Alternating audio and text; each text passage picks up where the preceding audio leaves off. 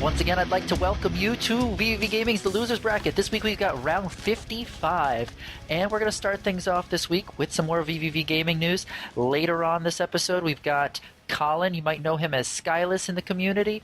We're going to be talking to him about a GameBattles article that he wrote earlier this week. Make sure to stay tuned to check it out. But first, StarCraft 2. I've got my man Jelly here, Mr. VVV Noxie. How are you doing tonight, sir? Awesome. How you doing? Doing awesome as always. So, Noxie, what's been going on? Tell us what's going on in the community for StarCraft. Anything that we should know? This week is kind of our break week. We do have an ESCA match coming up the day this podcast releases against Beatus Money Crew. And also, Titan was picked out to play in an all-star match for one of the leagues we participate in. Basically, he was picked as one of the top 4 players from our side of our division, and so we put 4 of our players in our division from the other team. Like we combine with the other teams to make like a top 4 team, and then we play the other division just kind of for a show match. So that's going to be going on, so keep a lookout for that. He's going to be representing our team in that match. But looking past this week, we're going to have some ESCA matches next week, which are really big now that we're getting sort of midway through the season. We're going to be playing Fnatic, which is probably one of the only North American teams that are pretty, highly ranked that we haven't played before. So we're expecting to do really well, and we're pretty excited to play them. We also have our first playoff match next Thursday against One, which is the last team we played in SCL, and we lost 3-4. So we're looking to get some revenge for that and kind of hold up our title as the SCL champions. Besides that, we just have players such as Murder and Titan playing in some invitationals such as the FXO Invitational and the TQ Invitational. Keep a lookout for all that stuff. I know it's a lot of things to look for, but StarCraft's nonstop. Always something going on. So tell us there, Noxie, I heard that one of our players had a very special Valentine's Day. You want to share that? Yeah, Time, also Patrick, he went to go visit his girlfriend this weekend. He wound up proposing to his girlfriend, and she said yes. I asked him if it was kind of unexpected and how he did it, but he was like, oh, he just kind of dressed up nice, which he never does, and just asked her after dinner. He said that she's been bugging him for like a year, basically asking when he was going to propose to her. So I guess it wasn't too out of the blue or anything, but it was definitely a happy moment for him. I'm sure he's pretty ecstatic. Yeah, it was. It set the stage. He came to Chicago, where his girlfriend is a first-year PhD here at the University of Chicago, my old school, and they went to one of my favorite restaurants in Chicago called Fogo de Chão, which is a Brazilian steakhouse. Had a wonderful Valentine's Day dinner, and then after dinner, he proposed, and she said yes. So, congratulations to Patrick, and on behalf of all of us here, we just want to wish you guys. I guess a happy engagement, and look forward to hearing more details about the future wedding. But yeah, speaking of Valentine's Day, so Noxie, how was your Valentine's Day? My Valentine's Day was awesome. It consisted of me doing a lot of homework, basically, but I got to spend it with some of my good friends that came into town, actually, that I haven't seen. They're from my hometown, Raleigh, and they came up to the college, so I got to spend the day with them, and it's really good seeing old friends for a long time. Like, even if you don't have like a special someone, to like see like good friends that you haven't seen in a while is like really refreshing. On that note, I want to thank you so much for coming to the show. Say hello to everybody in the StarCraft division, and we look forward to following them in all this activity in the next week. Will do. Thank you. All right, that brings us to Call of Duty Black Ops VVV Relent. So it's been a rough week for our little division, hasn't it? Yes, sadly it was. VVV Motivation had a hard match against Optic Gaming where they went in strong, but they just couldn't pull up the finish. Very close matches all the way through. And then they dropped down to the losers bracket where they had to play against Envious Blue. Another strong matchup. A lot of close games, but they just couldn't pull it out. They came out strong though, and they're ready now, planning to get ready for MLG Dallas. Also, Kato went to the GameStop finals in Los Angeles. Yeah, well, how did he do out there, Roland? Well, it was a big tournament. He met a lot of people, had a lot of fun. But in the end, he had to play against VWS in the first round and just couldn't pull it out. Again, a lot of close matches, but he had a lot of fun, a lot of experience. I do know, though, he got treated really well, right? Like, they flew him out there, and he got a hotel, and I mean, he pretty much got the royal treatment, didn't he? Yes, he did. He had to stay in a very nice hotel, and everything was paid for. That's pretty awesome. And hopefully, even though it wasn't a lot of experience, some of that experience he just had playing it on LAN as well as previous LAN experience will translate to his team. I think it will. It'll get all the nerves out, allow him to play better at the bigger events like MLG Dallas, and will just give him more confidence to know what's going on. And hopefully his team respects that. Well, Anthony, I want to thank you a lot for coming on, giving us an update. Not good news for VVV's Black Ops division, but that experience is also really valuable. So Dallas is where it's all going to count anyway. So thanks a lot for everything you do, Roland. Thank you. All right. I guess that brings us to your game, Justin. Halo. What's going on in the world of Reach? Well, regarding teams, there's not a whole lot going on at the moment. I mean, still pretty much the same teams. They are having a couple LANs coming up, and the closest one right now is they're calling it the Jersey Shore LAN.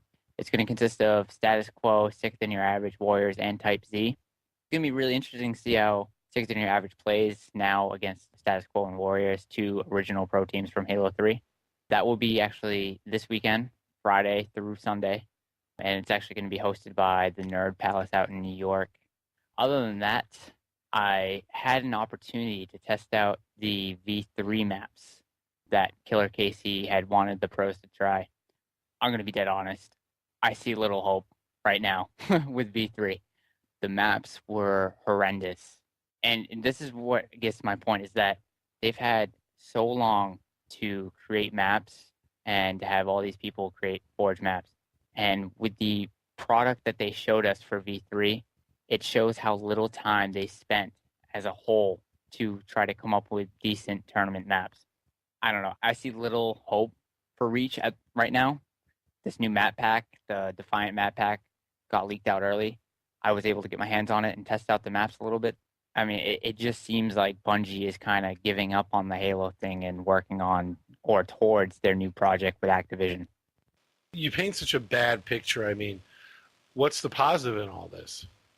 Regarding the Reach, I mean, when I tested out those V3 maps, I mean, I tested them out with VVV Icebane and VVV Z Logic.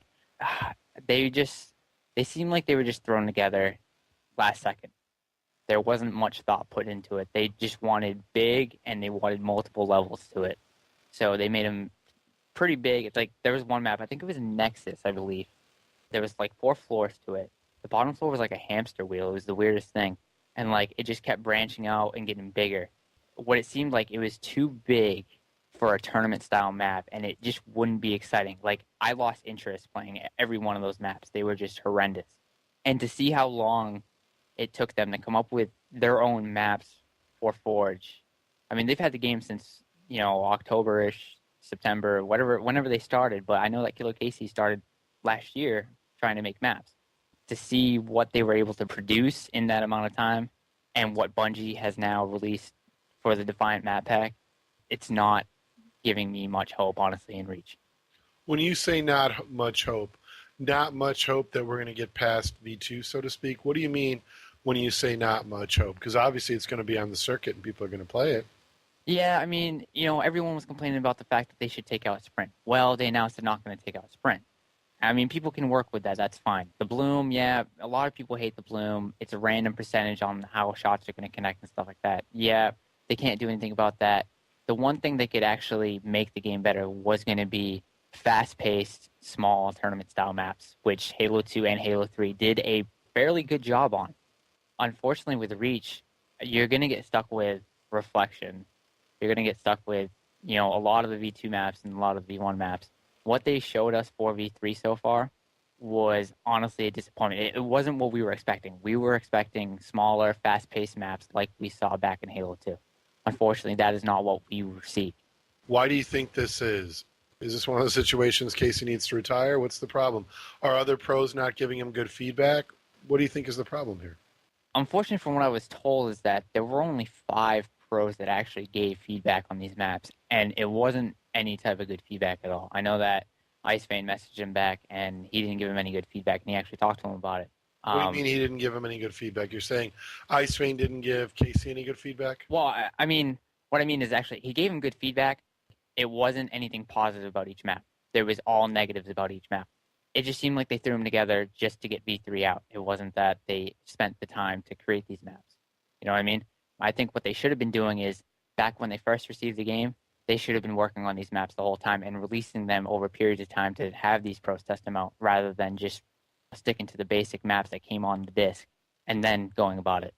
Well, I mean, hindsight's always 20/20. What can they do now?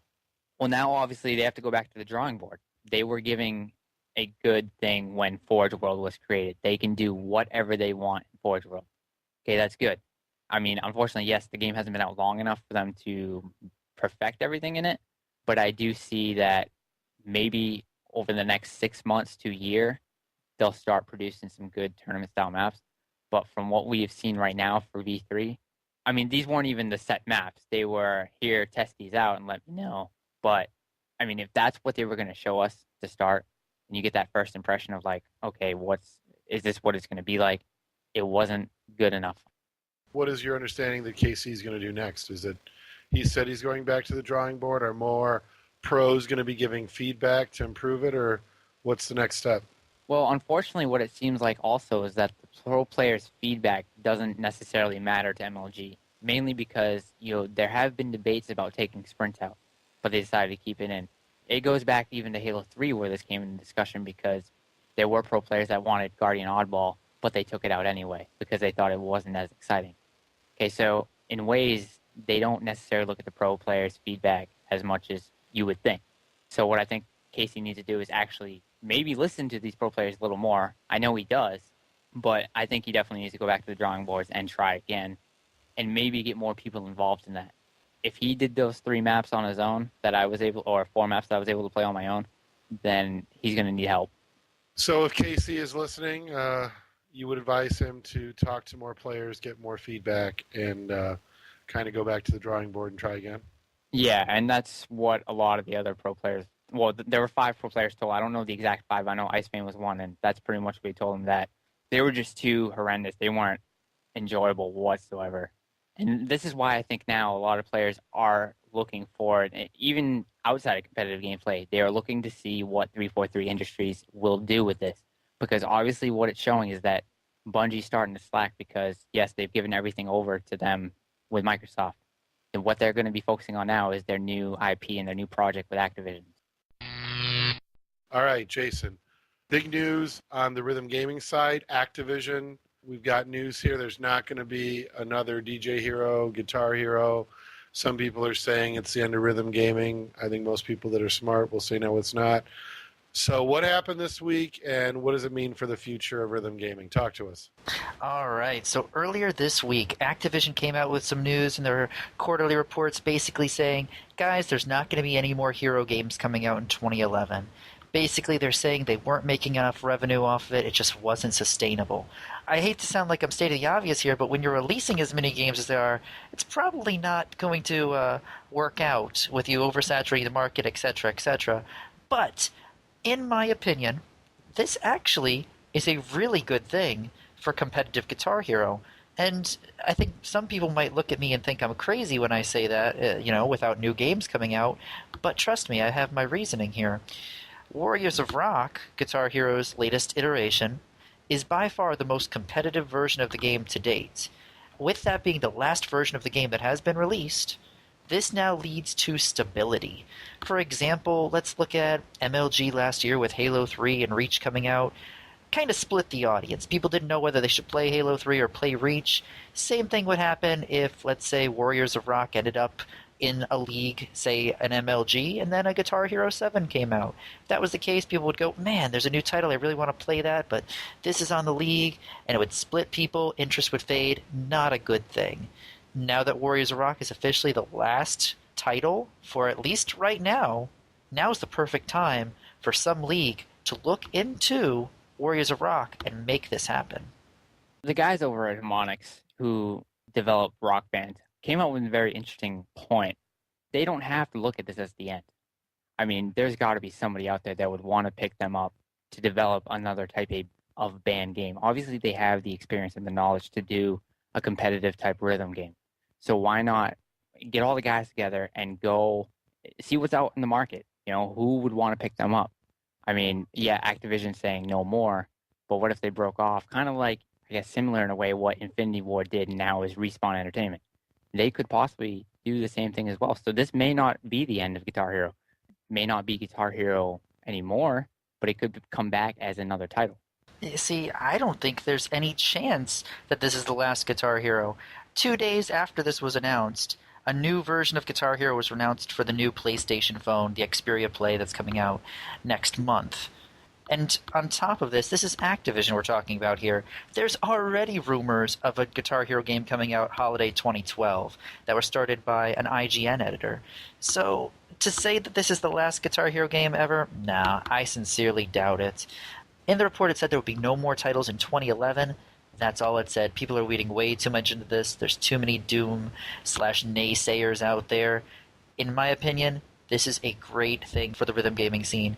This is going to lead to stability, perfect time for WCG and MLG even to look into running some tournaments for this game. For people who don't know and are familiar with Guitar Hero, DJ Hero, Rock Band, can you go through real quick and talk about who the developers are, who the publishers are, where these games sort of started, who owns them now? Just give everybody a quick overview of sort of the rhythm gaming developers and publishers and who's involved. Sure thing. Harmonix actually was in charge of the first two games, Guitar Hero 1, Guitar Hero 2. After that, they basically said, you know what, we want to expand our vision. We have a couple other ideas. Activision wasn't really too interested in those ideas because, of course, they like to take things and kind of milk them for what they're worth, to be completely honest.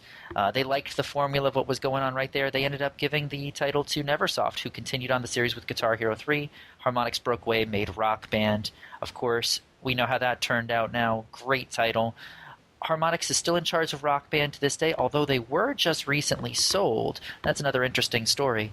But Guitar Hero, made by Neversoft, from Guitar Hero 3, World Tour 5, all the way up to the new Warriors of Rock, this was going to be their last title. The title was going to go over to a new studio, Vicarious Visions, but with the next project being scrapped, it'll be interesting to see if the title is ever relaunched, who will be creating it. You know, Jason, with all of this being spoken about and, you know, you sort of highlight stability, you also would like to see, and you mentioned it, Major League Gaming take a look at this. And I know you've put some stuff on Score Hero and got a lot of community feedback to see if we can't get Guitar Hero maybe as a one-off at some of the MLG events. Talk about what your vision is and what you've been doing. For sure. I actually ended up basically throwing together a hypothetical set of rules in an effort to say, hey, MLG, if this game were to ever run, this is what it would look like. Well, I posted the rules up on Score Hero, asked the competitive community, hopped into their IRC channel, chatted with some people, said, hey, what would you guys think about this? And the response from the community has been overwhelmingly positive. I have not had one comment in the thread that we have made saying, no, this is a bad idea, this is just not going to work. Not one.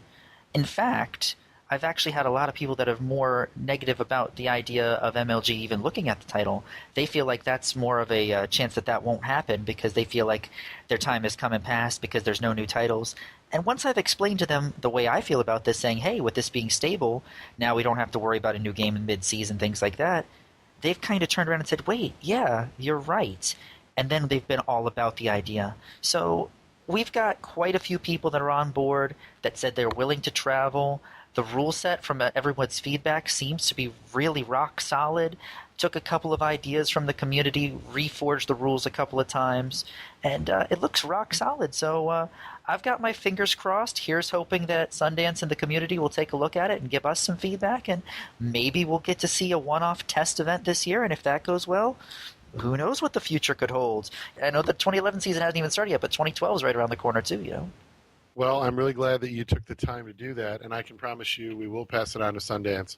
And again, I want to thank you for doing that, because I think seeing Guitar Hero or Rhythm Game at MLG events would really be a lot of fun. Oh, definitely. It's a completely new segment of the market that MLG hasn't had the chance to capture yet. It would bring quite a few new personalities into the MLG world, and I think that'd be great to expand the horizons of Major League Gaming.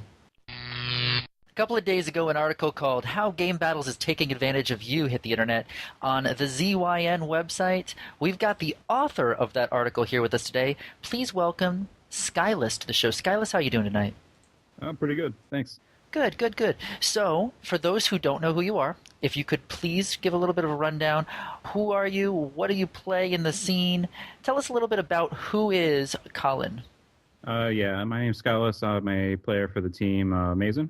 Played since 2006 competitively. I was on VBI, Violent by Instinct, which eventually became Amazing.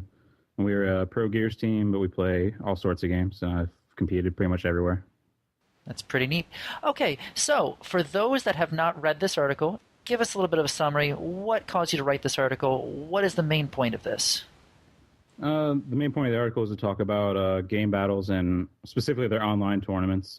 I've written several times of the breakdown as far as how much that game battles takes versus how much they give to the players in the form of prizes. Finally, I got around to writing a blog article. So the main point was that game battles take 60% of entry fees for tournaments, and I kind of went and compared it to some of the other things which I consider similar, and also gave some ways I feel game battles can improve their site. Yeah, and I noticed there was a couple of things that I think caused a little bit of contention. Things like comparing game battles to online poker sites or head-to-head skill-based gaming websites. What is it that made you cause these comparisons? Where do you draw the line? All the comparisons could pretty much be gone into three groups. First one is poker, which I considered relevant because it's kind of like the largest scale of skill-based gaming that we have as reference. There's millions of players. They're all playing. It's a good chunk skill and a good chunk luck. It just made sense to compare it to gaming, which personally I feel there's a little bit of luck involved, and it's also skill. And then I compared it to sites like King.com and World Winner, which are sites you guys probably haven't heard of for playing competitive like Bejeweled and Plants vs. Zombies, that kind of stuff, which actually has a huge following. They have hundreds of thousands of players on some of those sites. They make lots of money. And then the last one is sites like Beyond Gaming, Virgin Gaming, Gamer Saloon, the kind of sites where you usually play head-to-head or mini tournaments for cash prizes. And those are probably the most direct comparison that you can make to Game Battles online tournaments. Seems to me like most games, whether it's on a field, on a basketball court, poker, or esports, involve a certain amount of skill and a certain amount of luck inherently. Is your point based off of a swinging bar, maybe of what's more skill-based and more luck-based, or how do you differentiate between that? The big thing is that it all depends. A lot of it depends on the game. A lot of it depends if it's online. A lot of it depends if it's on LAN. Specifically, it's hard to pin down, obviously. When you're playing games, they're complex game engines. There's stuff going on in the background. Things glitch. Things don't work right. Playing online, obviously, there's those kind of problems. So I feel like no matter what, it's not a certainty that the best player will win on the day, especially with stuff like host advantage and that kind of stuff. I don't think it's controllable, I guess what I'm trying to say. And I hope that answers your question. It sounds to me like you're basically saying it doesn't inherently give the players a level playing field. Would that be accurate? Yeah, it's never entirely level. Well, unless you have dedicated servers and that kind of stuff, but then it gets a little trickier.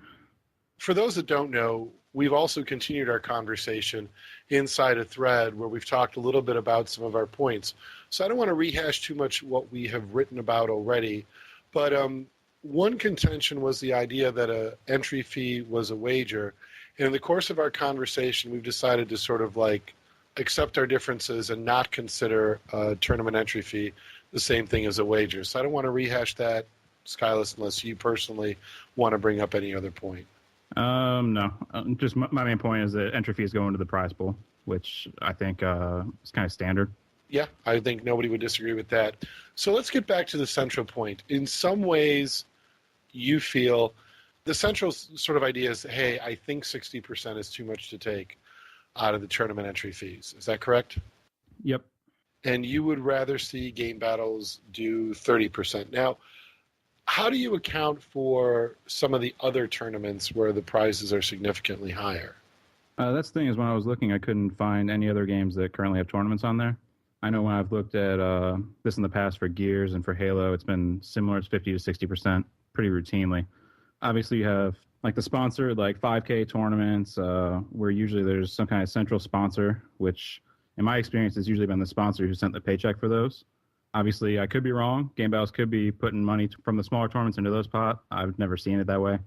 Other than that, it seems like all the tournaments are in that 50 to 60% range that I could find. When I think about my evaluation of Game Battles, some of the things that come to my mind are, let's say a 25K ladder or example of 5,000. So let's say that in an example, somebody hands MLG $25,000 as part of the prize pool. I think there are a lot of costs that go behind the scenes that lead up to that, though. And the things that I think about when I think about what a tournament costs, I think about, the flight Sundance has to take to go to GameStop headquarters in Dallas, sit down with them. Someone has to pay for that flight. Someone's got to pay for his time on the clock. Someone's got to pay for his hotel and his transportation there and back. That's also time he's not spent back at the office doing other work. Those man hours are spent securing that relationship. And relationships don't happen overnight. So, somewhere they've got to be able to recover those fees, and it seems to me that the online arena is a really good place to try to recover some of that. And again, we don't really know the details. I know a lot of sites, whenever they have sponsored tournaments like that, or at least the example I can give is GGL, because that's the one that I have specific knowledge of. Usually whenever they get $5,000 for a tournament, they also get a small cut to run the tournament. I'm not sure how MLG does it. They might put all of it into the prize pool. That's stuff that I'm not privy to, obviously. As far as if online tournaments are specifically going to go pay for that kind of stuff, I personally believe that it needs to be separate. So I think that online tournaments themselves, like the prizes need to go directly to operational costs and prize pool. I don't think the extra money should be split off outside of like the general company profit, which I understand that has to happen. So as far as if it's going to the bigger tournaments, I don't think it is. But again, I don't know the stats. Now, you approach Major League Gaming with the story. Tell us that history as far as what information you try to get from them, what they provided, and then what made you eventually decide to launch the article. Sort of walk us through the sort of journalistic process you took. Yeah, once I had the article done, I figured I'd be fair. I sent it to Sundance to see if he had any comment or if there was anything in there he felt like was untrue or misrepresented. He did reply back. He said that a couple of things were going to change. Again, I have to be careful because I can't say too much, but he also offered for me to interview Paul, their product manager, and I took him up on that offer after talking it over with Arctic, who helps run the blog. Waited, sent a few emails trying to see what's going on. Paul's too busy with my MLG to be able to give comment, so instead of holding the article for who knows how long, I went ahead and posted it with a few changes. I made revisions. Do you personally feel that Game Battles is ripping people off? Yeah, I believe that. Without knowing the financials, aren't you concerned that by making that kind of a statement that there are things you don't know that will come back to later reveal that, it's a lot more fair than you may imagine? I feel like they're ripping people off, but at the same time, I don't know if they, I don't think that they intentionally feel that way. Obviously, there's expenses. Obviously, they want to make some money, but it seems like from a player standpoint, there's no reason to sign up for a tournament, and I feel like anyone who signs up for a tournament is cheating themselves, essentially, because I don't see any benefit at all to entering these tournaments. It just seems like a complete waste of money. I guess the model that I'm kind of comparing this to is the current NFL player discussion. It's kind of similar. It's kind of funny, the percentages match up. Basically, in the NFL, as it works right now, 60% of revenue ends up in the players' hands and 40% in the owners' hands. And the problem they're coming to right now is the owners are saying, we're not making enough money. Things aren't working for us. We have debts. And they're pretty much demanding a complete swing to a 60-40 take-home. So it's kind of funny that those percentages would be so close together as Game Battles is charging. So I guess your one issue is kind of like the percentage amount that's actually getting back to the players. And I think what Jerry's touched on, and I guess what my point would be, is that the financials until completely divulged, it's really tough to understand what the cost is of upkeep and providing this service so that the players can actually make money in the first place. Now, the trickier part to me is the online competition. As I try to wrap my head around this, there's always been inherently problems with online competition. I completely agree with you on that. Obviously, there's connection issues and cheating issues and just a long, long list of problems. I guess my question would be, if players are aware of these issues and still voluntarily choose to test their skill, is that GameBattles' fault if they've made those things readily available, or do you believe maybe they haven't addressed those issues well enough with the potential players? I think the general supply-demand thing comes up where, obviously, if none of the players played it, then they wouldn't exist in the first place. What has been happening, and I've noticed this, again, I don't have stats. I have noticed a huge decline in tournaments. The only games running tournaments right now are the Call of Duty games, where it seems like a year ago they were making a big push for all sorts of games to be having them. But I know especially the PC community, when they saw some of the prizes that were being offered in the cut, they didn't want to have anything to do with it. And the Gears community, from my personal experience, they didn't want anything to do with it. So, I mean, like, the players, I think, have started not signing up for them. I don't think it's because of the online issues. There's a portion of people who won't play because they feel like they're being cheated, which is understandable. But at the same time, I think the larger thing is the prizes and the fact right now you have such little chance to win. Only first place gets prizes, and most tournaments are 32 teams. Like, well, I guess second and third get their credits back. But right now it doesn't seem like there's any incentive to play from a monetary standpoint. Do you feel like perhaps they're trying to dazzle these tournament goers with one big prize, and then by not making the prizes maybe 1 through 6 or 1 through 8, maybe they're just trying to suck people in with the promise of one big payout, and then maybe the issue is more the fact that it's not paying out down the line? I was actually told at some point, I don't know when this was, but they did a survey on the GameBattles website, and players actually said they prefer having one big first place rather than having an actual breakdown, which, again, if I had seen it, I might have said something about it at the time because I don't feel like that's the best for the players. But the big issue is that the big prize for getting first isn't even realistically that big considering the amount of teams. I think you'd be able to get away with that more if it was a 30% cut rather than a 60% cut. Like I said, I don't see how anyone well-informed would ever sign up for a tournament like this. I know you've been playing competitively for years now, but have you competed in any of these tournaments through GameBattles yourself as a player? I think the last one I did was back in 2007 in Gears. The prize breakdown back then was more normal. It was like 30%, 25% that they were taking. But I haven't played anything recent. Okay, so what you're discussing is tournaments that were based on years ago and not relatively recently. Is that what you're going by for information? Because no, all of that is up to date. That was me researching. Okay, because I was going to say, for Halo and a lot of these games that GameBattles holds tournaments for now, recently up until the past 6 months ago, are usually based off sponsors coming in and issuing out the prizes and stuff like that, which wouldn't be really through the players, the prize pool and stuff like that. For instance, the Dr. Pepper ladder for Halo, that was through Dr. Pepper dishing out the $10,000 for that. And yeah. I don't know how it works for other games, but I know for Halo, a lot of these tournaments, although, yes, players may be overcharged, a lot of these tournaments that GameBattles holds that do require entry fees help out towards their seating when they go to an event, and it can actually lock them passes for that event, which is a big help. Have you experienced that yourself, or have you really looked into that portion of the tournaments? Yeah, it's the whole online ladders, online tournaments for seeding thing is pretty much crap. Every time I hear that, I get kind of annoyed because it has the lowest influence. Like when you're there, you might get bumped up from 200 seed to the 170 something seed, but everyone who has one land point is going to be higher seeded than you. As far as the sponsored tournaments, like I said, that's a whole different thing. I don't believe that the prize money from the online tournaments, which are independent, goes towards those. I'd be welcome to be proved wrong or whatever, but it's a whole different thing to me. Do you think you should have waited and approached the product development head first before issuing out this article to maybe see if he could show you numbers or show you anything regarding where these fees go? Just generally, whenever you talk to companies like this, they won't give you numbers like that. I did wait. Like I said, I waited a week to talk to them. Actually, it was almost a week and a half overall. So I waited. Colin, let me jump in with this sort of idea.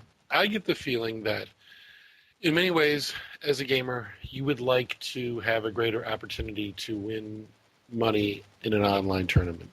Would that be a fair assessment? Yeah, that makes sense. And one of the challenges that I see is that as Major League Gaming has, I think, a pretty ambitious model, right? They want to be much more like a sport than, say, like a Beyond Gaming or something like that, where, to me, what Beyond Gaming does, VV Gaming can do. Anybody can sort of collect money, conduct a tournament, do that, and then give the money sort of as a payout. That, to me, doesn't take it to the level of sport, which involves sponsors and, a lot of sort of incoming revenue from different streams and stuff.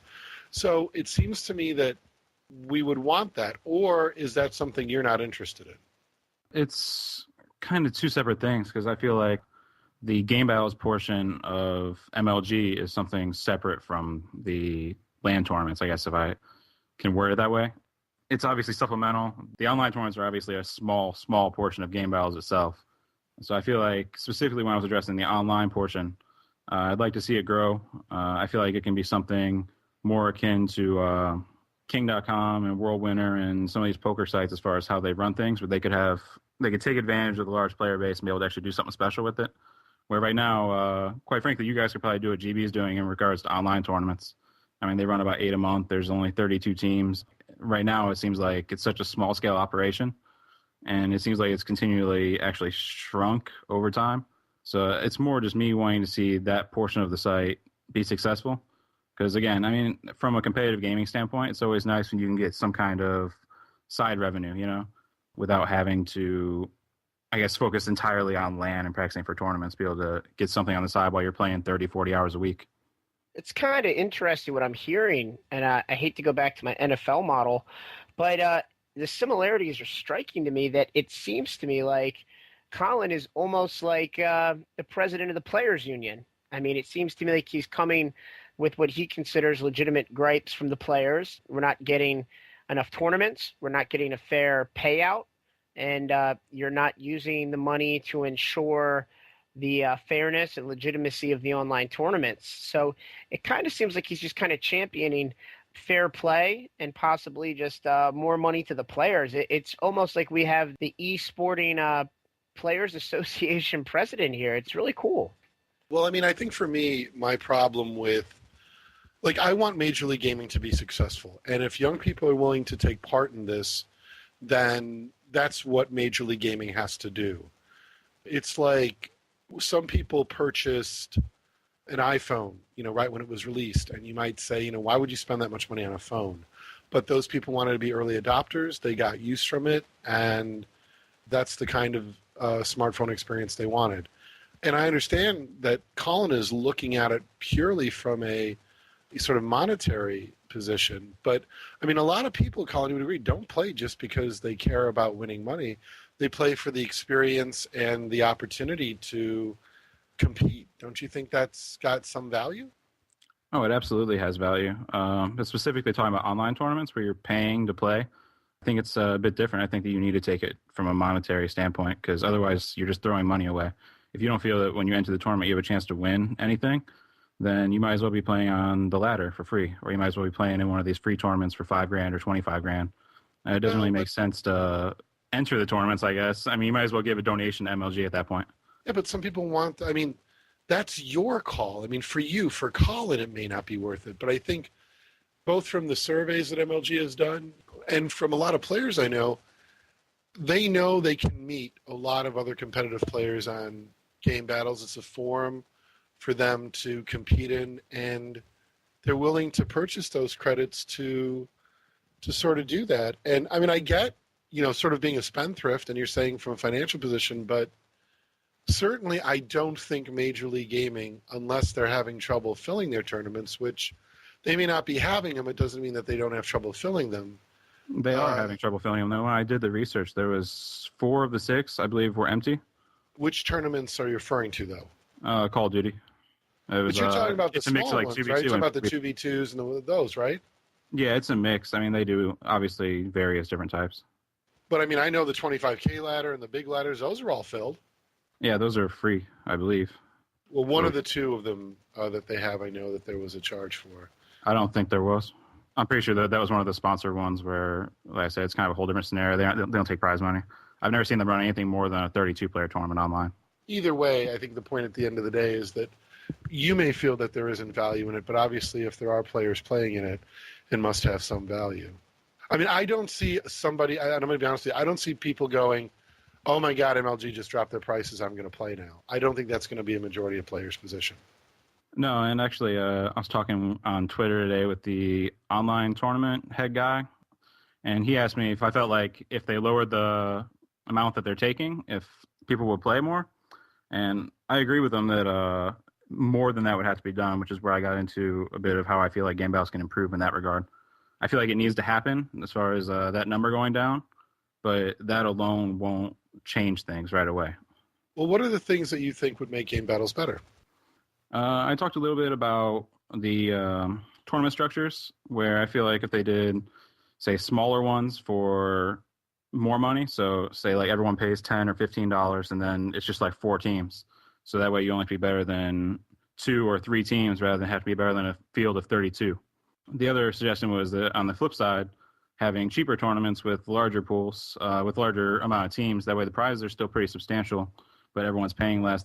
That way, if you're playing for the experience, you can still have a fun experience, but you aren't paying $10, $15 to have what essentially is throwing your money away, like I said earlier. It's more like a ticket, to a sporting event, I guess.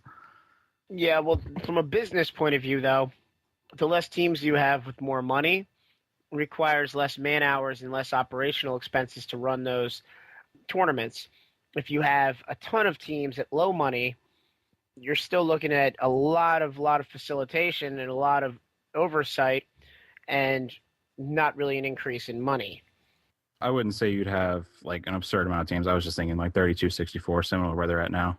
Which again, like when you mix the two together, it would balance back out. Because again, if you're running a tournament with 4 teams, then there's less tickets that way too. So, assuming that MLG adopts the changes that you recommend, how do you see it benefiting them?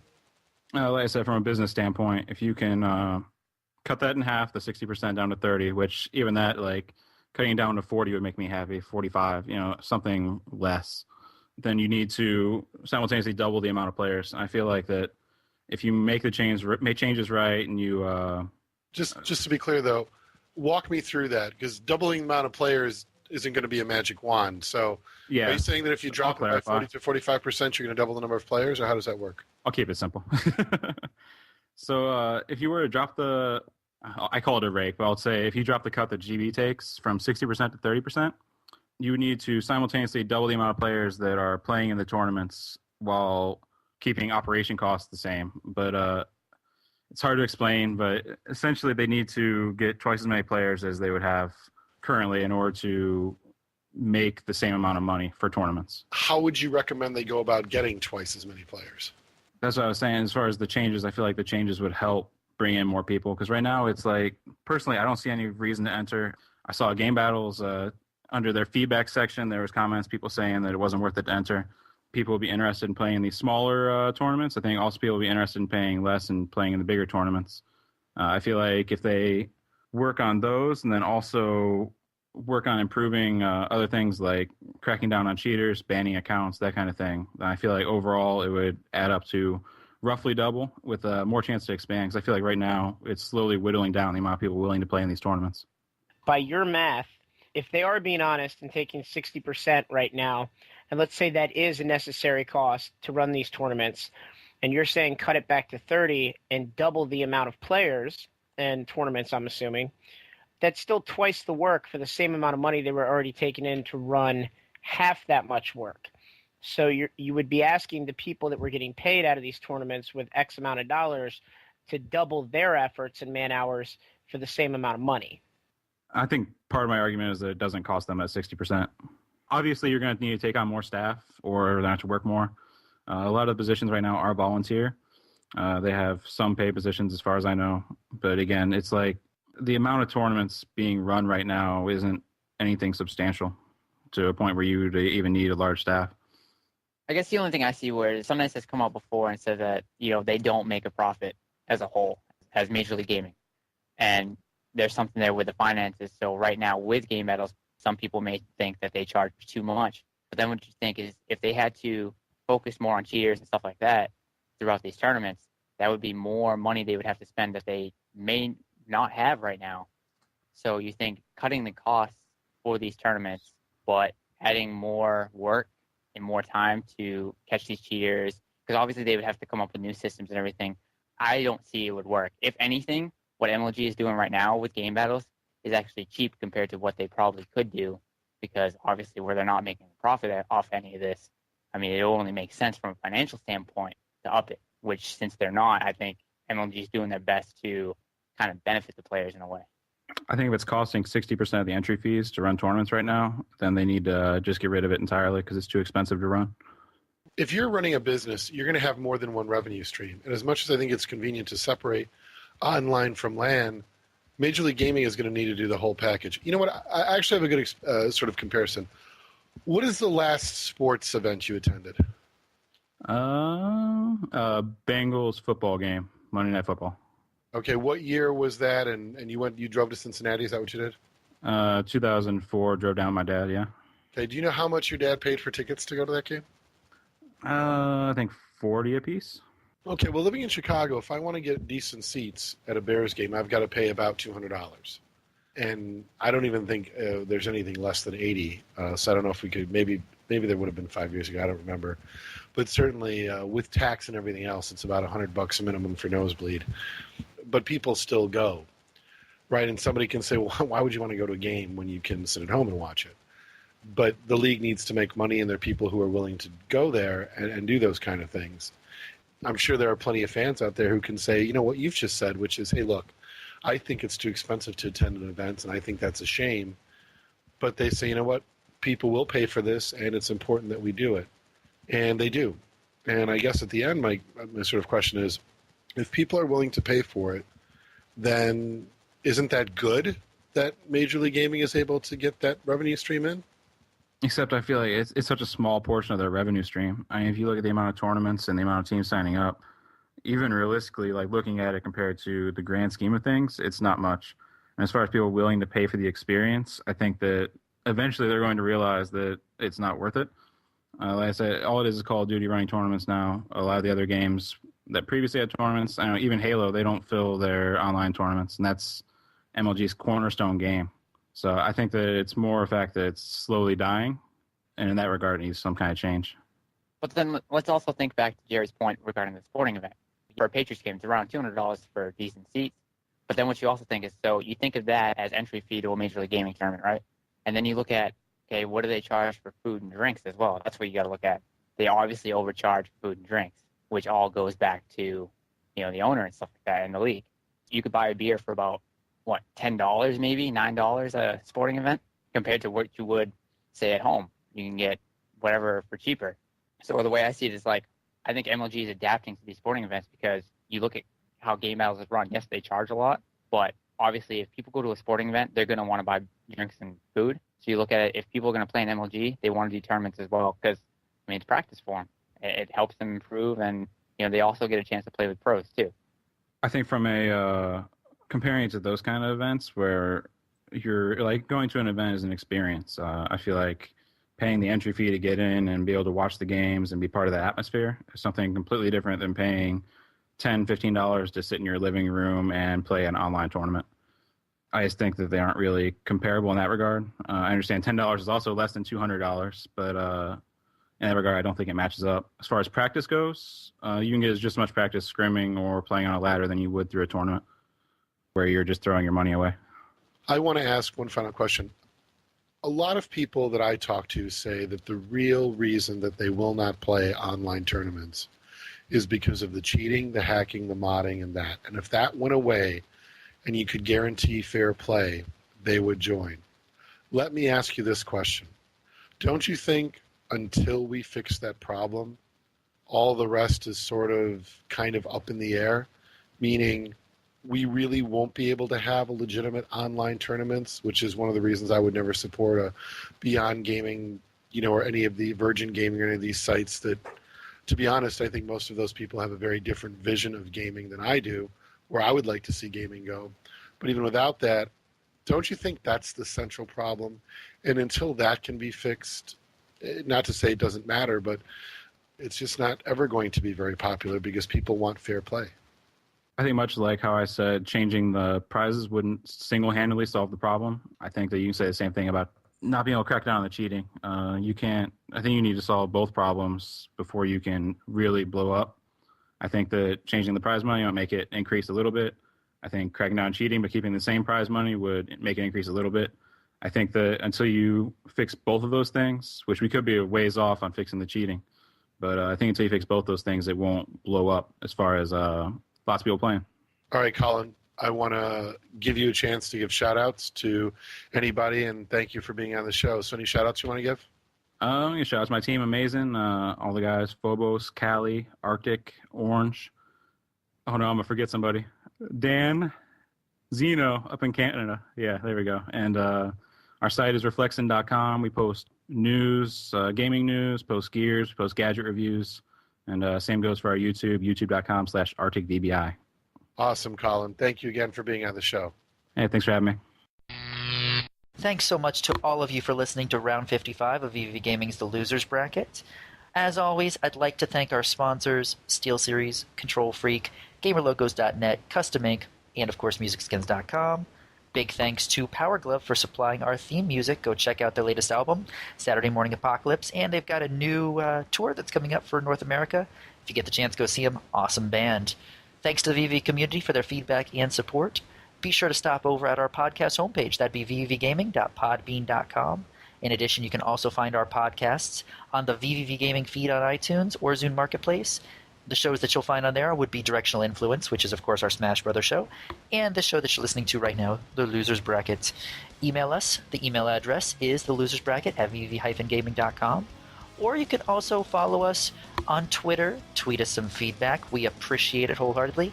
The name of the Twitter account is simply Losers Bracket. I'll see a lot of you playing Rift. Shout out to all the Rift players. I will be seeing all of my Pound brothers, Super Smash Brothers, coming to DC. Gonna have a party this weekend. Play some Smash Brothers. Get Smash. A little bit of everything. It's gonna be good times. So I can't wait to see Cheese, Chibo, all the new Brawl community members. I think Relent's gonna stop by, but we're gonna lock him in the hotel room and leave him. Can't wait to see you guys. Let's have some fun. All right, guys. Take care. We'll see you next week.